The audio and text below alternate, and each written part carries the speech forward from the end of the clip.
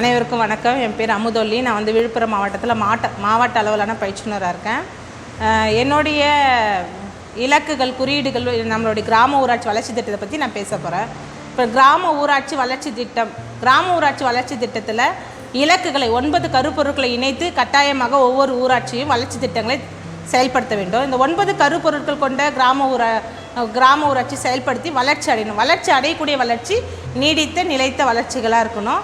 இந்த வளர்ச்சியை எப்படி நம்ம கணக்கிடுவது அப்படின்னு சொன்னால் உள்ளூர் இலக்குகளும் உள்ளூர் குறியீடுகள். அப்போ நம்ம உள்ளூர் இலக்குகள் சொன்னால் 168 இலக்குகளை ஒருங்கிணைச்சு, அப்போ 168 இலக்குகளும் ஒருங்கிணைக்க முடியாதுன்னு தான் ஒன்றிய அரசின் மூலயமாக கணக்கெடுப்பு ஒரு ஆய்வுக் கூட்டங்கள் நடத்தப்பட்ட இந்த ஆய்வுக் கூட்டங்கள் மூலயமாக நம்ம ஊராட்சியில் 17 இலக்குகளை இணைத்து 169 குறியீடுகளை 9 இலக்குகளை கருப்பொருளாக மாற்றி அமைச்சிருக்காங்க. இப்போ நம்ம இந்த 9 கருப்பொருட்களை அடைவதற்கு கிராம ஊராட்சி வளர்ச்சி திட்டம் தயாரிப்பதற்கு நீடித்த நிலைத்த வளர்ச்சிகள் குறியீடுகளை முக்கியமாக அதில் வந்து கொண்டு வரணும். நம்ம குறியீடுகள் சொன்னோன்னு பார்த்தோன்னா 187 குறியீடுகளை வந்து உள்ளே கொண்டு வராங்க. ஒவ்வொரு கிராம ஊராட்சியும் ஒரு வருடம் அல்லது 2 வருடத்துக்குள்ள ஒரு கருப்பொருட்களை அல்லது 3 கருப்பொருட்களை தேர்வு செய்து கட்டாயமாக வளர்ச்சியை அடைவதற்கு வழிவகை செய்ய வேண்டும். ஒரு கிராம ஊராட்சியில் உள்ளூர் வளங்களை முதல் கண்டறிய வேண்டும். இந்த உள்ளூர் வளங்கள் என்னென்ன என்பதை இப்போ விவசாயத்தில் இருக்கலாம், இல்லை அரசு தரிசு நிலங்களாக இருக்கலாம், இல்லை மகளிர் சுய உதவிகளாக இருக்கலாம்,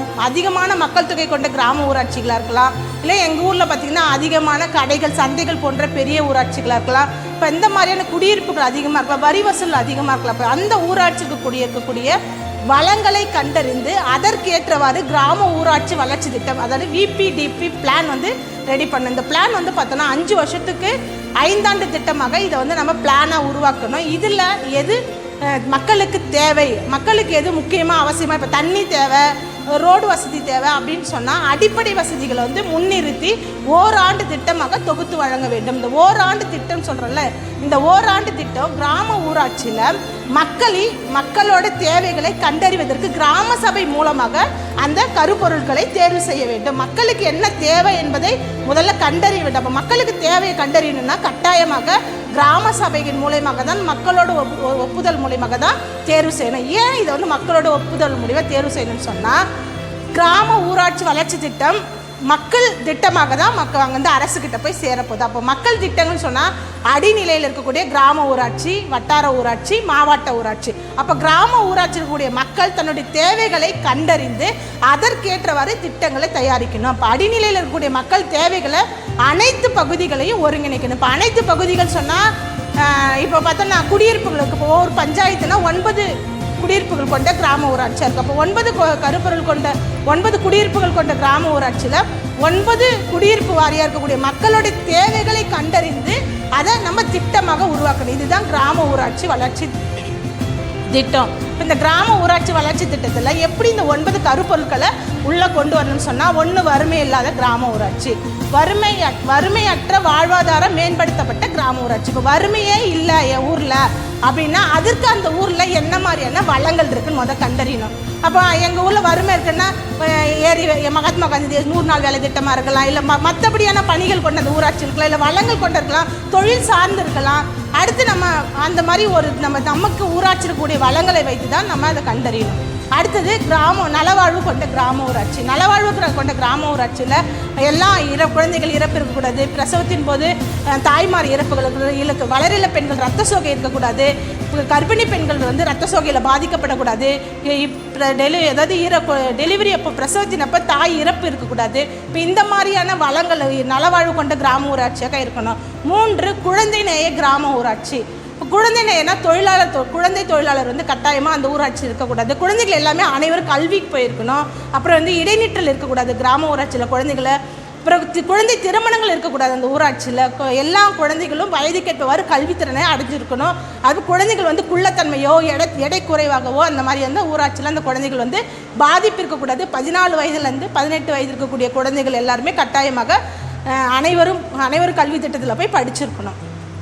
அடுத்தது 4வது நீரில் தண்ணீரை பெற்ற கிராம ஊராட்சி. இப்போ நீரில் தண்ணீரை பெற்ற கிராம ஊராட்சின்னா அந்த ஊராட்சிக்கான நீர்நிலைகளை பாதுகாப்பாக, நீர்நிலைகள் வந்து நீர் போய் சேருவதற்கான வழிகளை வந்து முதல்ல சரி செய்யணும். அந்த தடங்கள்லாம் இருக்கிற ஓடைகள், நீர் கால்வாய்கள், நீர் வெளியேற்றக்கூடிய கால்வாய்கள், இது எல்லாமே வந்து சரியாக அமைச்சிருக்கணும். அப்புறம் வந்து ஏரி குளங்கள் வந்து தூர்வாரி இருக்கணும். ஏரி குளங்கள் வந்து பாதுகாப்பதற்கு கரைகளை அகலப்படுத்துவது மட்டுமல்லாமல் ஏரி கரைகள் மேலே கட்டாயமாக மரக்கன்கள் நட்டு பராமரிக்கணும். அப்புறம் அந்த இருக்கக்கூடிய மதுக்களை வந்து பரிசீலனை பண்ணி மதுக்களை வலுப்படுத்தணும். நீரை வந்து எப்படிலாம் சேமிக்கணும், மழைநீர் சேகரிப்பு திட்டத்தின் மூலிமா மக்களுக்கு விழிப்புணர்வு கொடுத்து வீட்டுக்கு வீடு கட்டாயமாக மழைநீர் சேகரிப்பை வந்து கொடுத்துருக்கணும். அப்புறம் நம்ம மரங்கள் அரசோட தரிசு இடங்கள்லாம் கண்டறிந்து அந்த இடத்துல பார்த்தோன்னா மரங்களெல்லாம் நட்டுருக்கணும். அப்புறம் தண்ணீர் நம்ம குடிக்கக்கூடிய தண்ணீரை வந்து மக்களுக்கு பாதுகாப்பாக நீராக இருக்கணும். எல்லாருக்கும் நீர் கிடைக்கிறத வந்து உறுதி செய்யணும். அப்போ இந்த மாதிரியான திட்டங்கள் மூலியமாக நீரில் தண்ணீர் வைப்படுத்த கிராம ஊராட்சி. 5 பசுமையான மற்றும் சுத்தமான மற்றும் பசுமை நிறைந்த கிராம ஊராட்சி. ஒரு ஊராட்சி சுத்தமாக இருக்கணும்னு சொன்னால் கட்டாயமாக அந்த ஊராட்சி பிளாஸ்டிக் வந்து பயன்படுத்தக்கூடாது. அப்புறம் அந்த மாதிரி பிளாஸ்டிக் மக்கும் குப்பை மக்காத குப்பை வந்து பிரிச்சிருக்கணும். அப்புறம் சுத்தமான பசுமைனா நிறைய மரக்கன்கள் நட்டுருக்கணும். மரக்கல் நடுவதை மட்டும் இல்லாமல் அதை பாதுகாப்பதை உறுதி செய்ய வேண்டும். இப்போ இந்த மாதிரியான திட்டங்கள் வந்து கட்டாயமாக அந்த ஊராட்சி எடுத்து செயல்படுத்தலாம். அப்போ 6 உட்கட்டமைப்பில் தண்ணீரை அடைந்த கிராம ஊராட்சி. உட்கட்டமைப்புனா ஊராட்சி இருக்கக்கூடிய அனைத்து அரசு கட்டிடங்களும் முதல்ல நல்லா இருக்கா, அது வந்து அவங்களுக்கு தேவையான கட்டிடங்கள்லாம் இருக்கா என்பதை உறுதி செய்யணும். அதை மக்கள் பாதுகாப்பாக பயன்படுத்துகிறாங்களா அப்படின்றதையும் நம்ம அந்த இடத்துல உறுதி செய்யணும். அடுத்தது 7 சமூக நீதி மற்றும் பொருளாதார வளர்ச்சி. சமூக நீதி மற்றும் சமூக பாதுகாப்பு அடைந்த கிராம ஊராட்சி. சமூக நீதினா எல்லா தரப்பு மக்களுக்கும் கட்டாயமாக அரசு திட்டங்களாக இருக்கட்டும், நம்மளுடைய ஊராட்சி கொடுக்கக்கூடிய சலுகைகளாக இருக்கட்டும், எல்லாருக்கும் கிடைக்கிறது நம்ம உறுதி செய்யணும். அப்போ இது எல்லாம் நம்ம வந்து பாகுபாடின்றி பழங்குடியினர் பட்டியலினத்து மக்களை ஒதுக்கக்கூடாது. எல்லாரையும் நம்ம பாதுகாப்பாக ஒருங்கிணைச்சு ஒரு திட்டத்தை வந்து தயாரிக்கணும்னு சொன்னால் எல்லாருக்கும் எல்லா விஷயங்களும் போய் சேர்ந்துருக்கணும். கிராம சபையில் அவங்கள கட்டாயமாக உள்ளே கொண்டு வந்து கலந்துக்க வைக்கணும். அவங்கள ஒதுக்கக்கூடாது. மக்களை எல்லாரும் இப்போ அவங்களுக்கு தேவையான அடிப்படை வசதிகளை செஞ்சுருக்கணும். இது வந்து சமூக நீதி மற்றும் சமூக பாதுகாப்பு. அப்புறம் கோவில் பிரச்சனை, மத இன வேறுபாடுகள்லாம் இல்லாமல் அந்த ஊராட்சியை ஒரு சிறந்த ஊராட்சியை செயல்படுத்தணும்னு சொல்லலாம். எல்லாருக்கும் எல்லா விஷயங்களும் தெரிஞ்சிருக்கணும். எல்லாரும் சமூக பாதுகாப்போடு இருக்கிறது வந்து அந்த ஊராட்சி வந்து உறுதி செய்யணும். அடுத்தது நல்ல ஆளுமை கொண்ட கிராம ஊராட்சி. ஒரு கிராம ஊராட்சி நல்ல ஆளுமை கொண்டு செயல்படணும்னு சொன்னால் அந்த ஊராட்சி இருக்கக்கூடிய அரசு ஊழியராக இருக்கட்டும், மக்களாக இருக்கட்டும், அங்கே இருக்கக்கூடிய ஊராட்சி மன்ற தலைவராக இருக்கட்டும், தன்னுடைய ஆளுமையை எடுத்து தன் ஊராட்சிக்கு செய்யக்கூடிய அரசோடு இணைந்து நல்ல திட்டங்களை கொண்டு போய் பயனுள்ள தகுந்த பயனாளிகள் தேர்வு செய்து வெளிப்படை நிர்வாகத்தை அந்த ஊராட்சியில் கொண்டு வரணும். இது வந்து நல்ல ஆளுமை கொண்ட கிராம ஊராட்சியாக செய்கிறதுக்கு அந்த கிராம ஊராட்சி எடுத்துக்கலாம். அடுத்து வந்து பார்த்தோன்னா 9 மகளிர்நேய கிராம ஊராட்சி. மகளிர்நேய கிராம ஊராட்சி என்னன்னு சொல்லி பார்த்தோன்னா, நம்ம கிராமத்தில் இருக்கக்கூடிய பெண்களோட வளர்ச்சியை முக்கியத்துவமாக இருக்கணும்.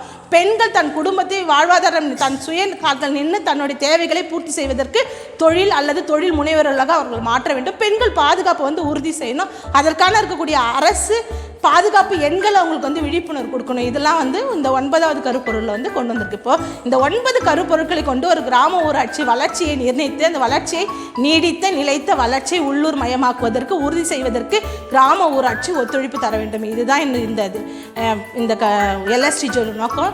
இது வாய்ப்பு கொடுத்த அனைவருக்கும் நன்றி.